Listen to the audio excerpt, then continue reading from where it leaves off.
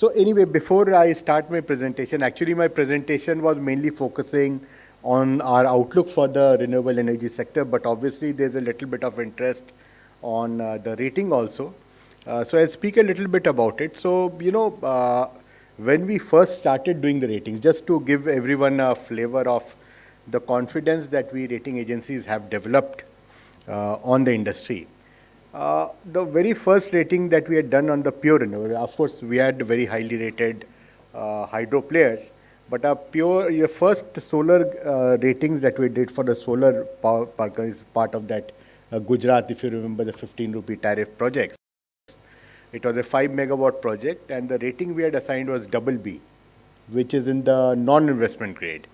But today I have seen rating agencies, not only ICRA, but other rating agencies, even getting ratings to entities which are under implementation in the A category also.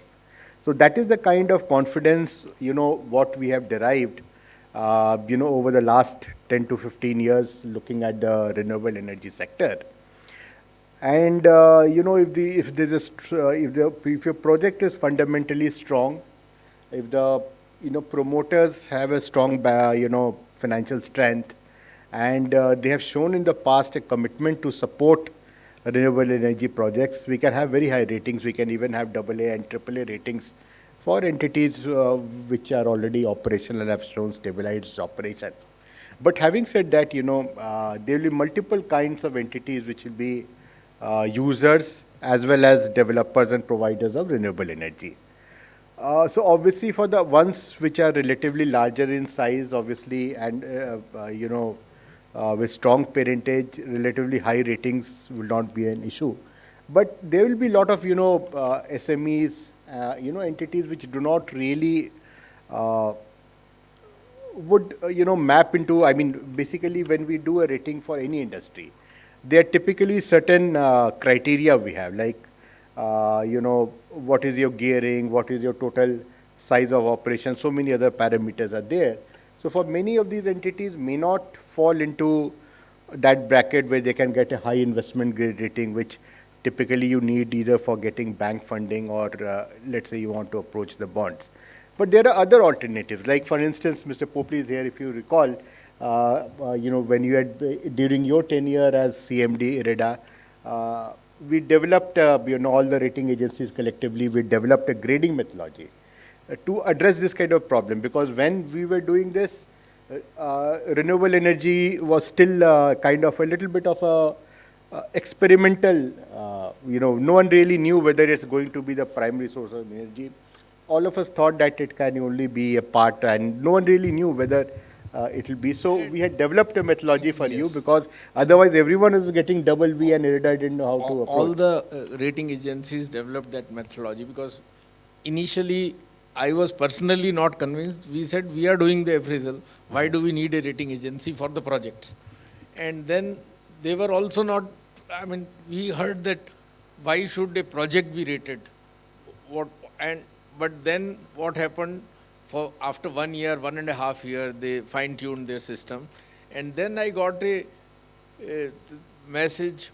My secretary was very close to then Secretary MNRE. He said, Mr. Popley, why are you getting these projects rated? Land developers are paying so much money for getting this project rated. And then by that time, I had understood the advantage of getting this rated. Just giving whatever amount that was peanuts, because that would, I said, sir, even if one project is helped, we don't finance one project that is going to go bad, that will take us through. And then the reports that we were getting from them were of high quality. Yeah. So that is the thing. So, apart from, IREDA, we also, the rating agencies, we also did a lot of work with other entities also. For instance, for MNRE, we developed a grading methodology for assessing solar projects as well as solar developers. There was one set of ratings which was there for assessing solar projects like IREDA projects. We also had, something called as SI rating, System Integrator rating, and a Renewable Energy Service Company rating. In Renewable Energy Service Company, we are rating the individual project or the particular RESCO who was the operating agency.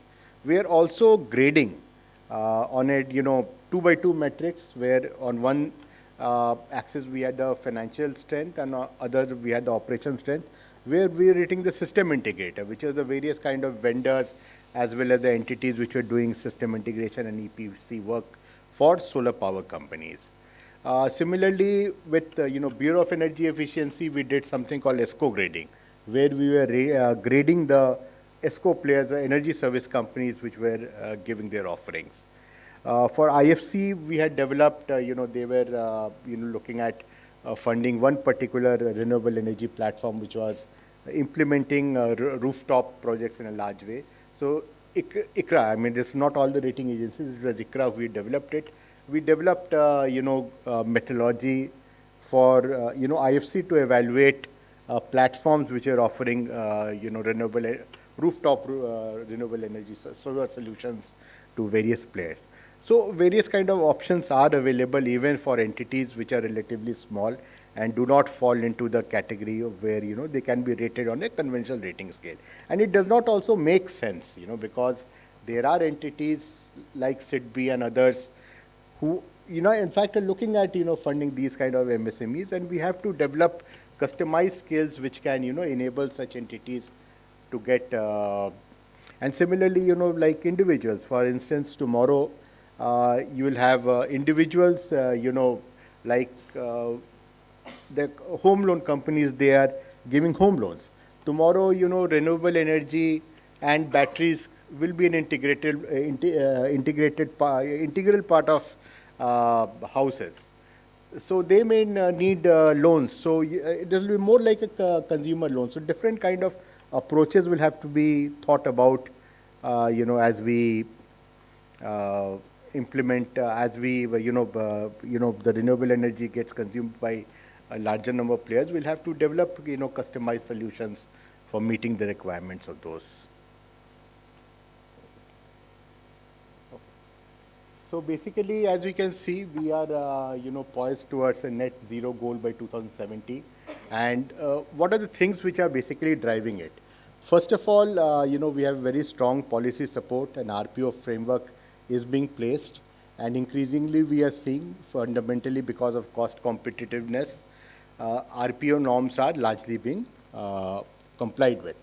There's a favorable electricity demand outlook. We are looking at about 5 to 6% kind of a demand growth, which of course may not seem excessive, especially in light of what we have seen in the past very often. But in the global context, I think 5 to 6% demand growth is nothing to be sneered at. There's a large untapped solar and wind energy potential. Unlike coal or hydro or many other sources, the low gestation period is there, which basically makes private capital, since it's going to drive the capacity addition, quite attracted towards it. On its own, also it's now tariff competitive with coal and other conventional fuel sources. And finally, there's a sustainable focus by C&I customers. Many of the very big, majors which are in the services and, manufacturing industries globally, they are, things like RE50, RE100 kind of targets, which is going to drive the overall industry. So if you see the renewable energy capacity, it has already been gone up by about 4 times. Wind energy capacity, which was about 21 gigawatt in 2014, has gone up to 44 gigawatts. Solar, which is practically hardly there, now we have 70 gigawatts. And other renewable energy capacity, which is basically small hydro, cogen and biomass, they have shown a relatively modest growth from 8 gigawatts to 16 gigawatts. Now, RE, which used to be about 12 to 13% of the total capacity share in 2014, now it has gone up to as high as 31%. And solar energy is the key driver of this incremental growth. The RPO trajectory is providing a visibility on RE capacity requirement till 2030.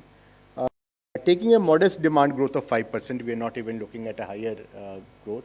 Even assuming 5%, and we are not really looking at very large, incremental push from either the electric vehicle segment or from the green hydrogen segment, which can really add substantially more than what is projected here.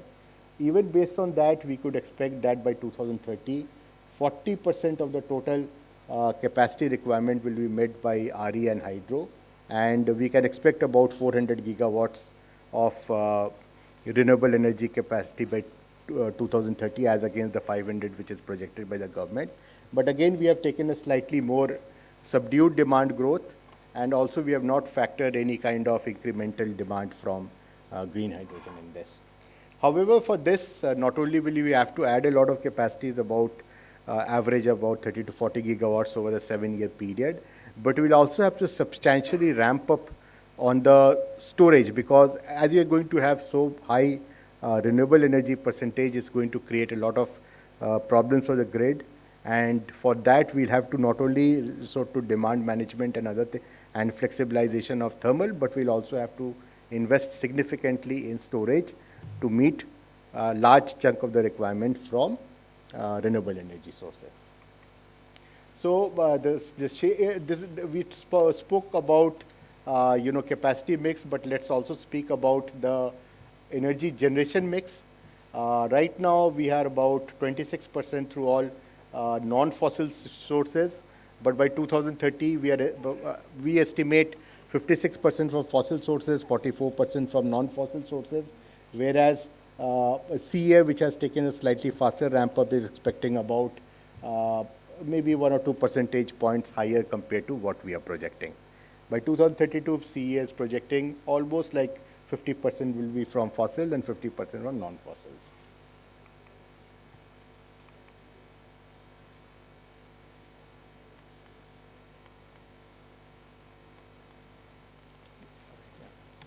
So as part of that, we are also likely to substantially invest in storage sources. Right now, there's hardly anything. We have a very small amount of pumped storage, which is less than 1 gigawatt is actually operational. But it's anticipated that in a decade's time, we would have about 47 gigawatts of BESS storage and 32 gigawatt of